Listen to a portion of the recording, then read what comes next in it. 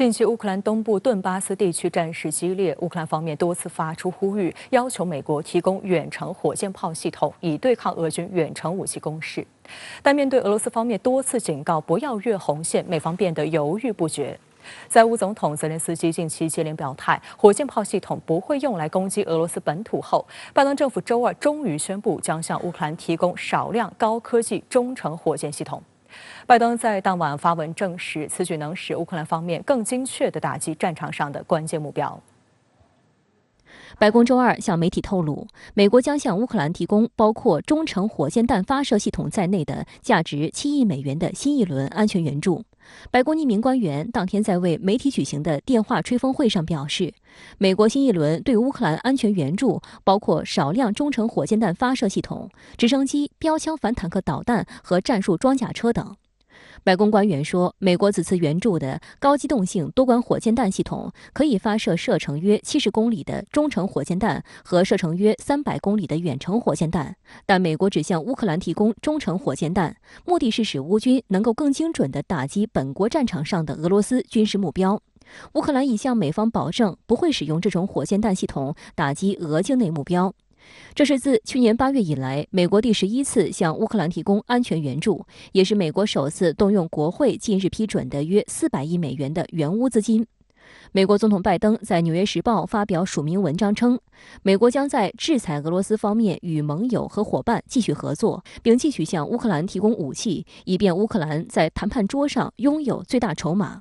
这批援助将包括弹药、一些空中监视雷达、更多标枪、反坦克导弹以及反装甲武器等。他同时表示，美国不认为俄罗斯将在俄乌冲突中使用核武器，美国不寻求让北约和俄罗斯之间发生战争，也不会推动俄政权更迭。在俄乌冲突进入第2阶段后，乌克兰方面曾积极寻求美西方提供远程火箭炮，以抗衡俄军的火力打击。美方也有意向乌克兰提供多管火箭发射系统和高机动火箭炮系统海马斯，作为即将公布的对乌军援的一部分。但有分析人士担心，远程火箭系统可能被用来攻击俄罗斯境内的目标，或将导致冲突加剧。俄方近期也警告，美方若答应向乌克兰提供远程火箭炮，便是越红线之举。俄安全会议副主席梅德韦杰夫周二警告，假如俄城市遭到袭击，俄军必定会打击那些犯罪决策的中心。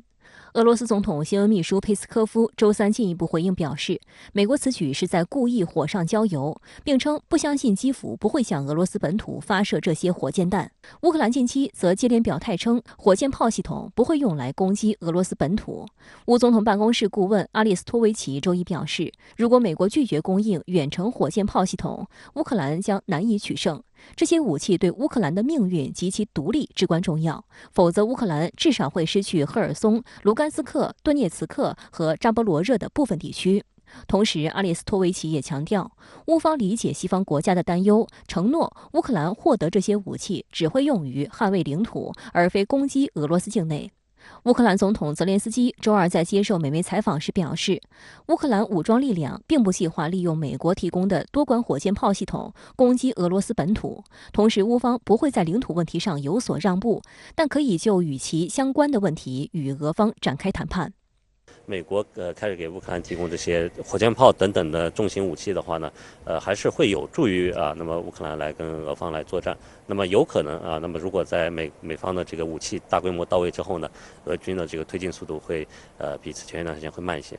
此外，美西方提供给乌克兰的武器装备在俄乌冲突中的作用也存在问题。据美国《华盛顿邮报》报道，数名从乌克兰逃离的美西方雇佣兵证实，美西方提供给乌克兰的很多武器与装备实际上都无法使用。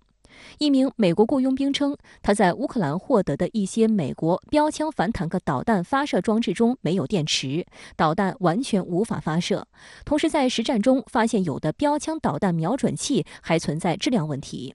德国雇佣兵帕斯卡尔则表示，由于获得的军用通信设备缺少配套电池，在战场上只能通过民用手机和社交软件进行联系。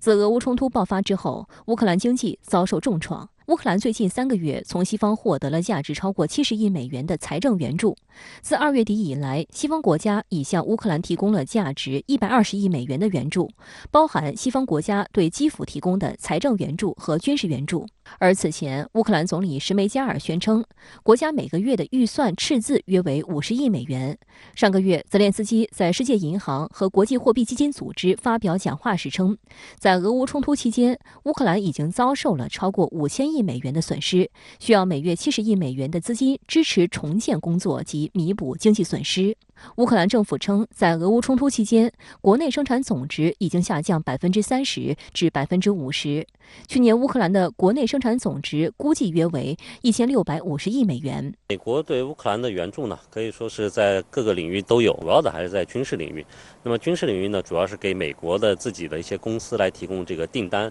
那么通过这些订单呢，来给乌克兰提供武器啊。大多数这些援助还是一个间接的方式，那么实际上呢，也很难补充到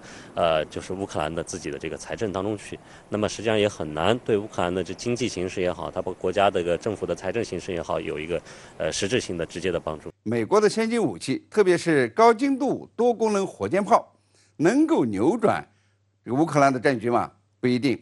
这次俄乌冲突呢，本来就是俄军与西方先进武器的较量，打到现在呢，俄军正在胜出，就是在同这个美西方先进武器的较量中渐渐胜出的。所以说呀，美国更先进的武器支援乌军呢，也不一定能够扭转战局。